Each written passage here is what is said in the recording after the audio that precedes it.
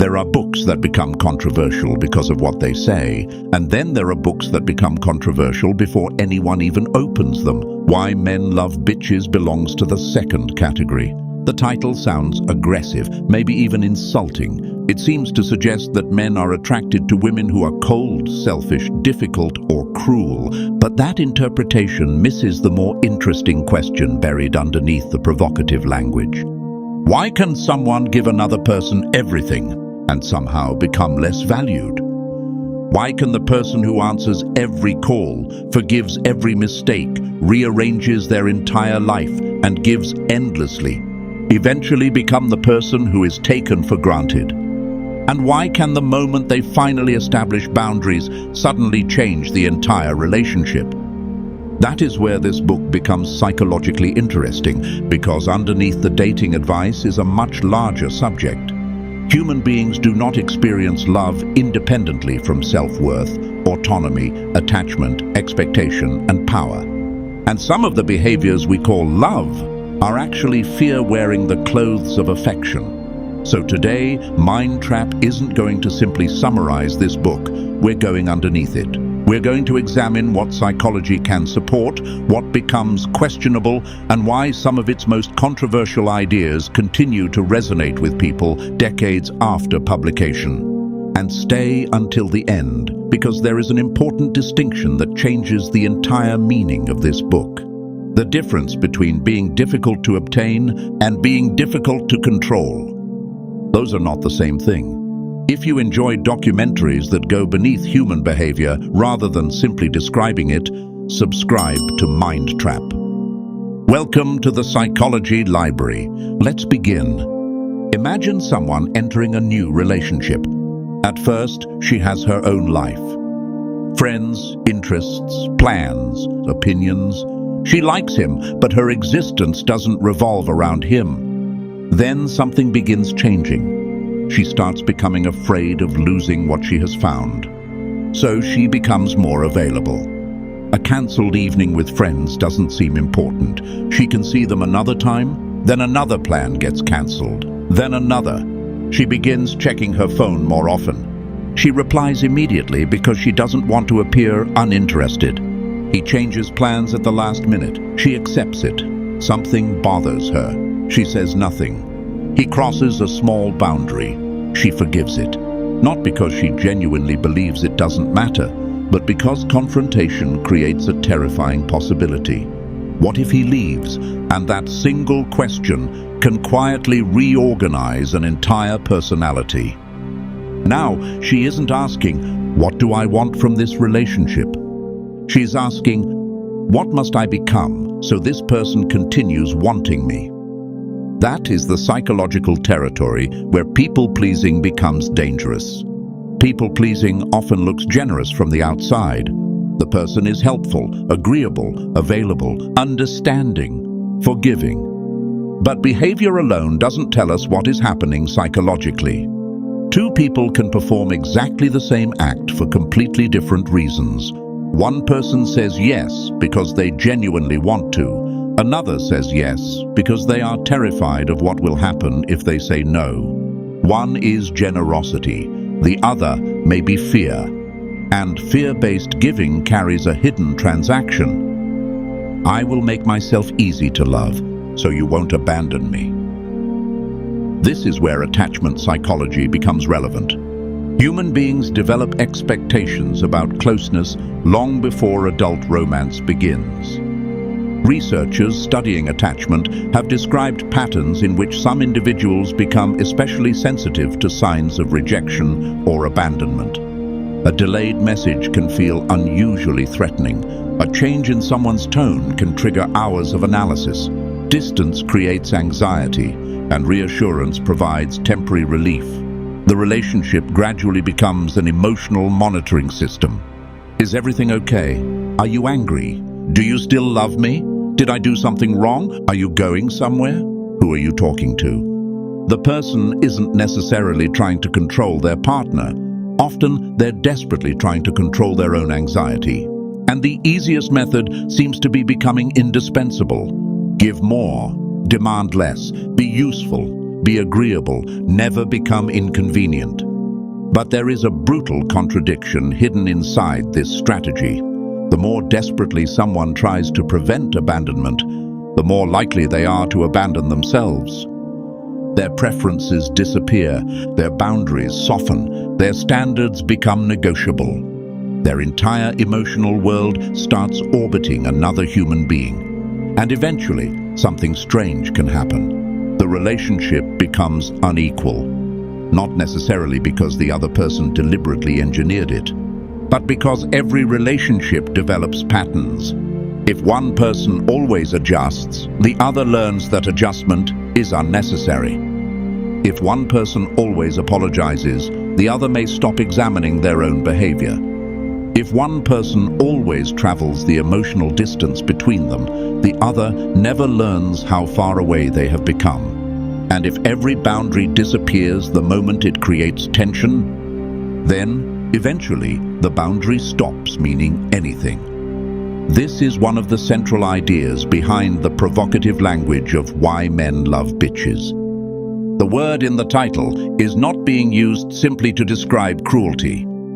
The archetype the book promotes is closer to someone who retains her identity, someone capable of affection without surrendering her entire life, someone who can love another person and still say, no. That tiny word carries enormous psychological weight.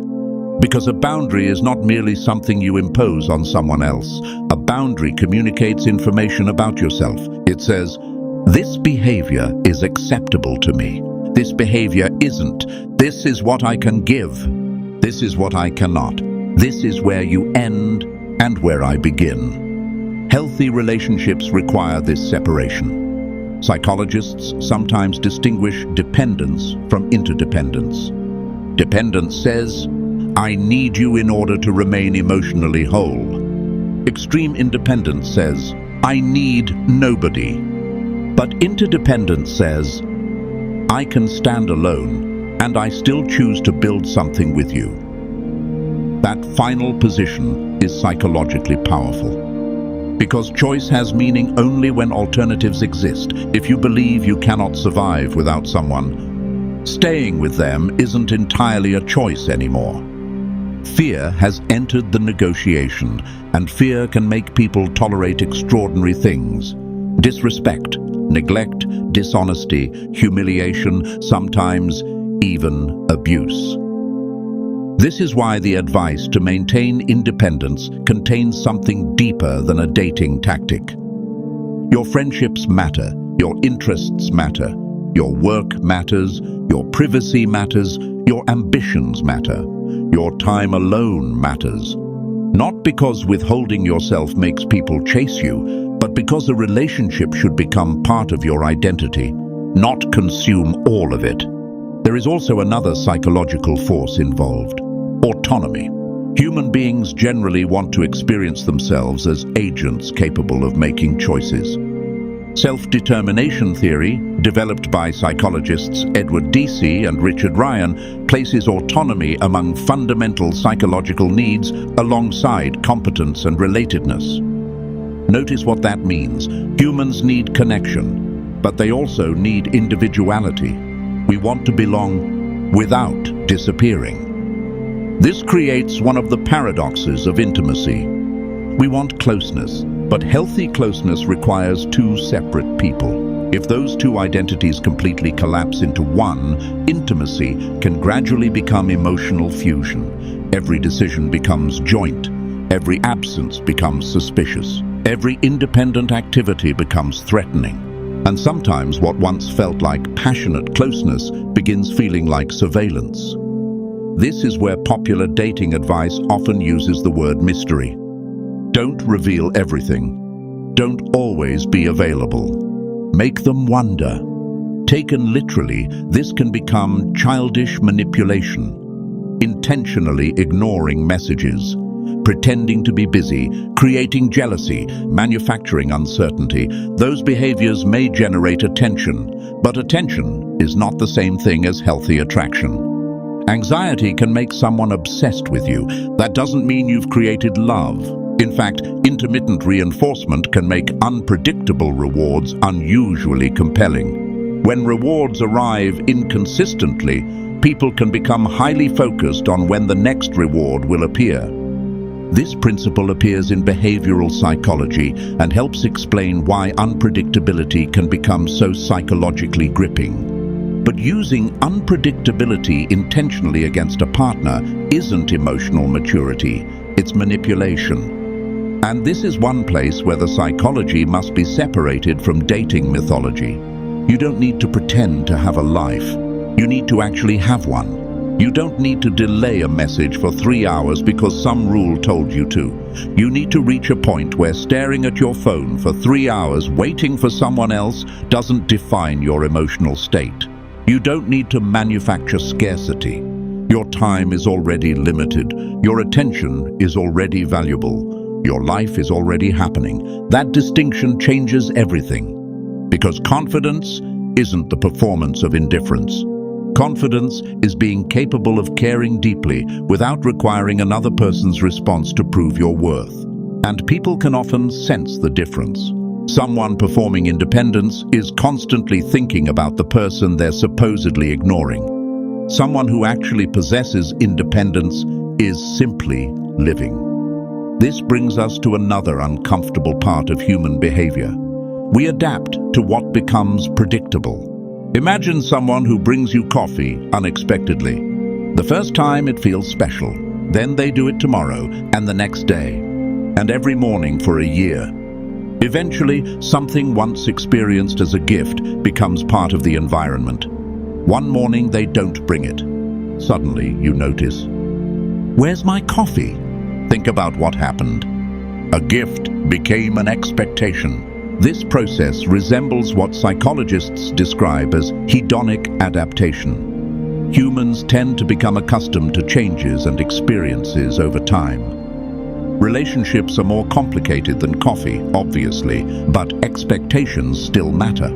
When one person constantly gives without expressing limits, the extraordinary can become ordinary. The person receiving may not consciously think, "I don't appreciate you." Their baseline simply changes. This is why endless sacrifice doesn't guarantee endless gratitude. Sometimes it creates expectation, and when the giver eventually becomes exhausted and withdraws, the receiver experiences the reduction as a loss. Then comes one of the saddest sentences heard in relationships: "You've changed." Sometimes that's true, but sometimes what really changed was access. A person who once gave without limits finally created limits. And someone who benefited from the absence of those boundaries may experience the new boundary as hostility. This is an important psychological test. People who respect you can dislike your boundary and still respect your right to have it. People who primarily valued your compliance may become angry the moment compliance disappears. That reaction tells you something. Not necessarily that they're evil, but perhaps that the relationship had developed around an unhealthy arrangement. This is why saying no can reveal more about a relationship than saying yes ever could. Yes maintains the existing system, no tests it. And this principle extends far beyond romance. Families experience it, friendships experience it, workplaces experience it. The person who always covers someone's shift becomes selfish the first time they refuse. The family member who solves everyone's problems becomes different when they stop. The friend who constantly listens becomes uncaring when they finally need to be heard. Sometimes people don't miss you. They miss the version of you that required nothing from them.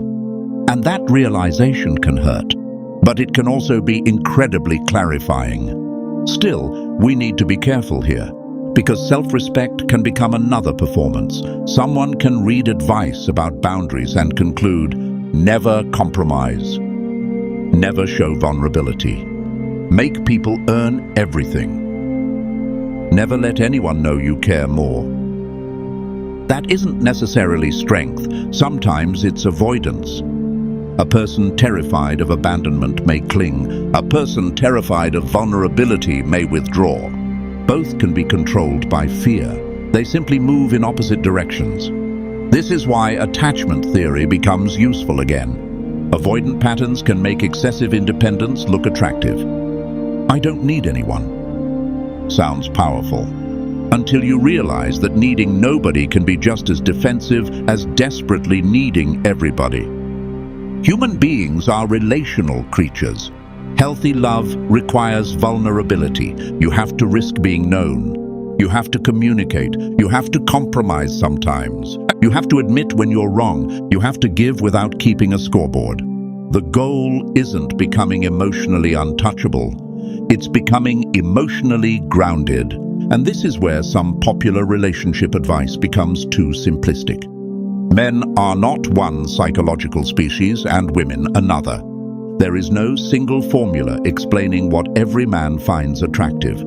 Personality matters, culture matters, attachment matters, age matters, experience matters, values matter, context matters. Someone who grew up around chaos may interpret stability differently from someone who grew up with security. Someone with strong abandonment fears may respond differently to distance than someone comfortable with autonomy. So when a book makes sweeping claims about what men do, psychology requires more caution. Useful observations can exist inside exaggerated generalizations, and perhaps that's the best way to approach why men love bitches. Don't treat it as a scientific textbook. It isn't one. Treat it as a provocative collection of relationship observations, and then ask which mechanisms might explain why some of those observations resonate. One mechanism is self-perception. The way you behave toward yourself teaches other people something about how you expect to be treated, not because there's a mystical law forcing people to respect confident individuals. There isn't. Confident people get mistreated too. But boundaries change the cost of mistreatment. If disrespect produces no consequence, the relationship can continue unchanged. If disrespect causes you to speak up, withdraw participation, reconsider access, or ultimately leave, the system has feedback. Your standards have behavioral reality. This is crucial. A boundary without consequence is usually just a request. Suppose someone repeatedly cancels plans at the last minute. You tell them, "Please don't do that, it bothers me." They apologize, then do it again. You complain. They apologize, then do it again. Eventually, your words contain very little new information. But imagine instead that after repeated behavior, you stop reorganizing your schedule around them. Now something changed. Not because you're punishing them, because your behavior finally became consistent with what you said mattered. That is assertiveness, not aggression. Aggression says, "You must obey me." Assertiveness says, "You are free to choose your behavior, and I am free to decide what I participate in." That is one of the cleanest forms of adult autonomy. And strangely, this may explain much of what the book calls attraction. The attractive quality may not be being a bitch at all. It may be self-possession. A person who knows what they value. A person who doesn't need universal approval. A person whose kindness comes from choice rather than desperation. A person capable of walking away from circumstances that repeatedly violate their standards. There is something psychologically different about interacting with someone like that. You cannot purchase their loyalty with crumbs. You cannot control them merely by threatening withdrawal. They may love you enormously, but their love does not require their own disappearance. And perhaps this explains the distinction we mentioned at the beginning. There is a massive difference between being difficult to obtain and being difficult to control. Being difficult to obtain can be theater.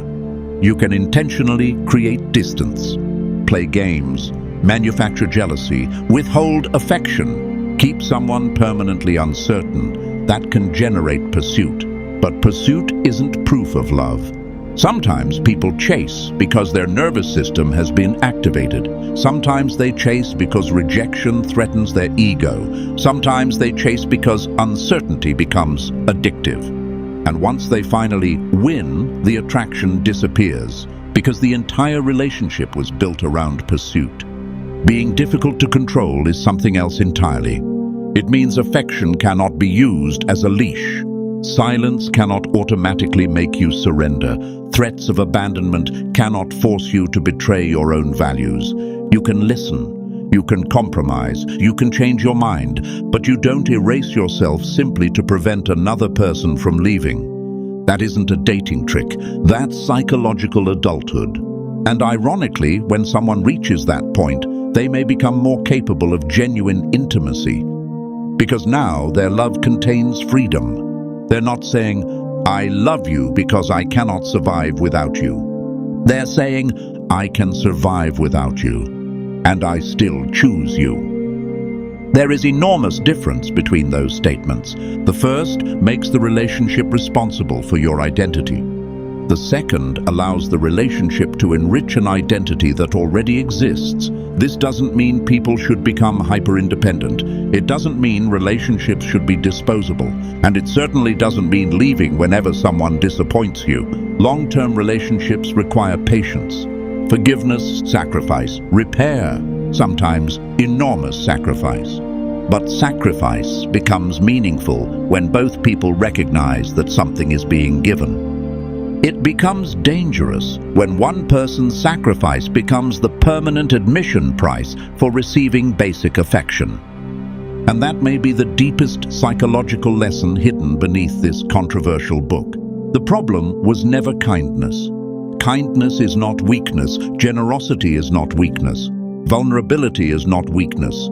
Loving someone deeply is not weakness.